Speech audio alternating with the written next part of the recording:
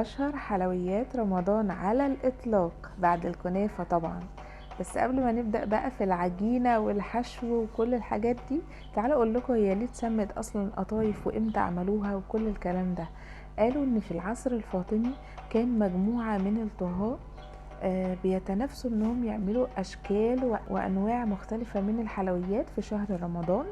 فعملوا حلويات كتير قوي، كان من ضمنها الفطاير اللي هي محشية بقى قشطة ولوز وكده، اللي هي هتبقى القطايف يعني. فكانوا حاطينها بقى قدام الضيوف، والضيوف دول كانوا بيتقاطفوها دونا عن باقي الحلويات، ومن هنا اتسمت قطايف. طبعا وشكلها ده اللي احنا شايفينه المعتاد بتاعها، عملوه كده علشان تبقى نسبة لشكل هلال رمضان. وبس كده، نسمي الله بقى ونبدأ. معايا كوباية ونص من الدقيق، دقيق متعدد الاستخدامات عادي، ونص كوباية من النشا اهي، نص كوباية دي من النشا. هبدأ بقى اضيف عليها شوية حاجات كده، معلقة من السكر، ومعلقتين صغيرين من الخميرة الفورية، ومعايا نص معلقة صغيرة من البيكنج باودر او الكيك شيف المتوفر عندك، حطيه نفس النتيجة يعني.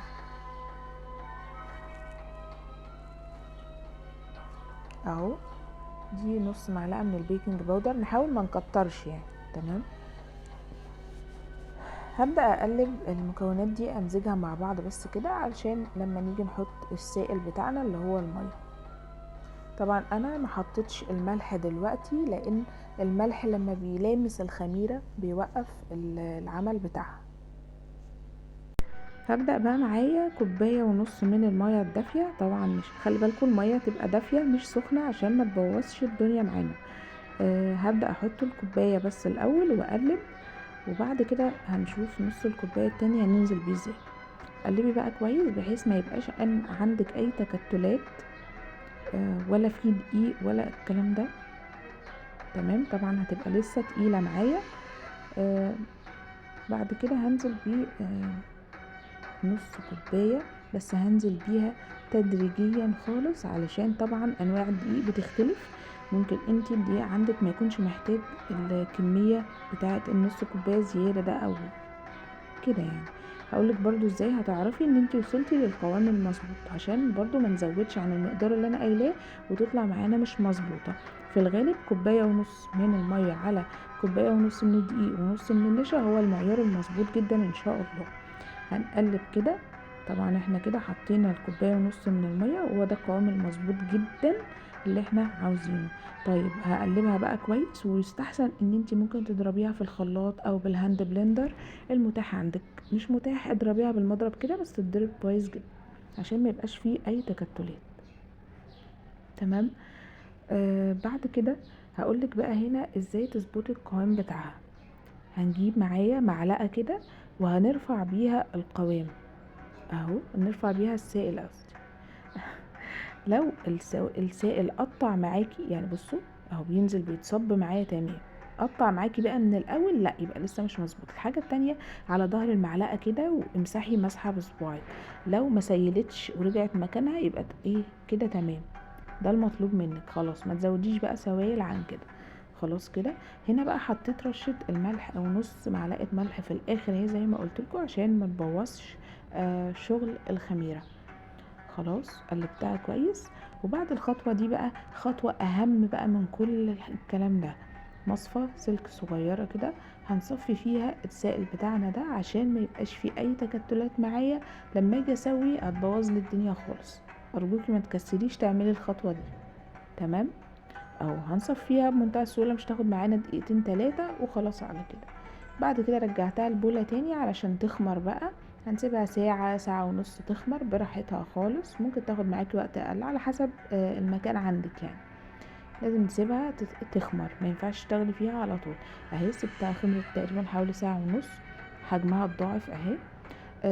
حاجة مهمة بقى هنا وخطوة ما ينفعش نشتغل فيها وهي مرتفعة كده، لازم افضل اقلب فيها شوية اطلع الخمر اللي هو الزايد اللي فيها ده، علشان لما نصبها ما تبقاش عبارة عن هوا بس يعني. ماشي. قلبي بقى فيها شويه حبه حلوين كده ما تزهقيش.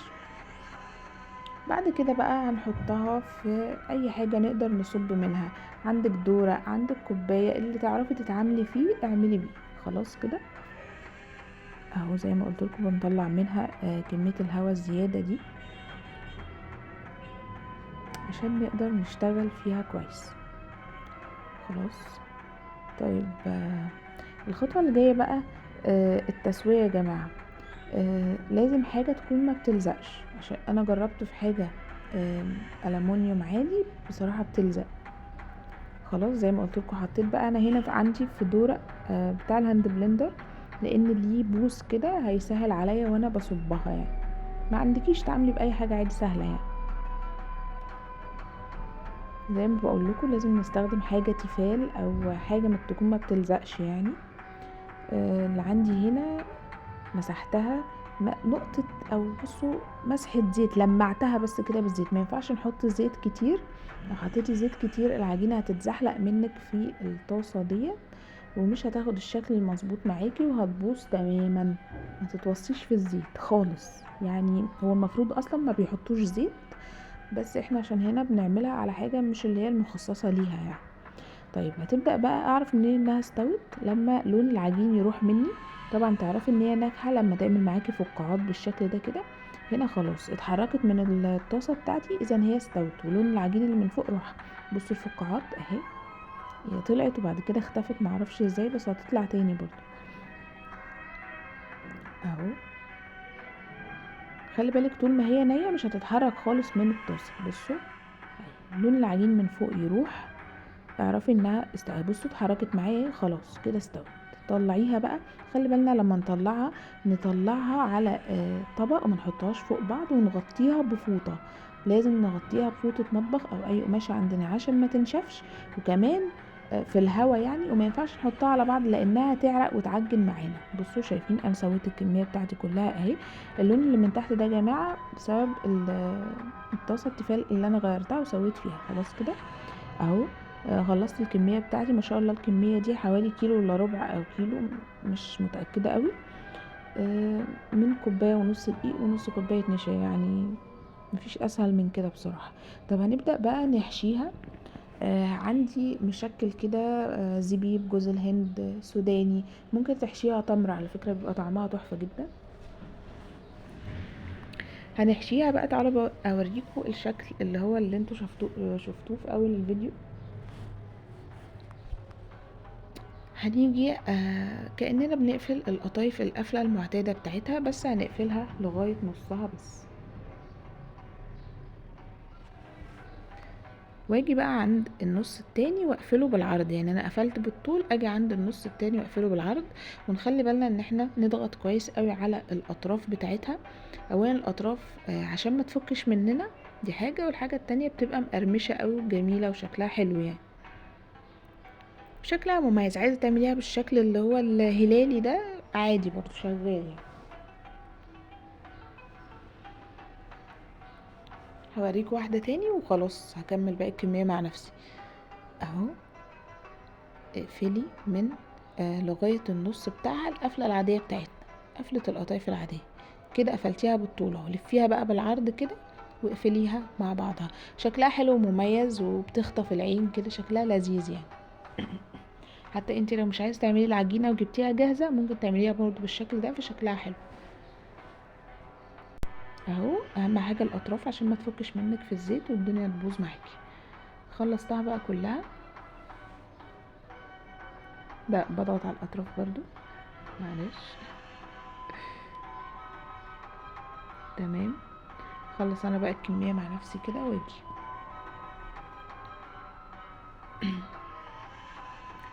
اهو. دول حشيناهم المشكل اللي انا وريتهم لكم، ودول حشيتهم جبنه اللي هناك دول اهي. طلعت معانا جميله جدا. دي حطيتها في السيرب او الشربات بتاعها. انا مش مصوره السيرب، بس السيرب عباره عن كوبايه ونص من السكر، عليها كوبايه ونص من الميه، وطي عليهم النار خالص لغايه ما السكر يدوب تماما واتاكد من ده.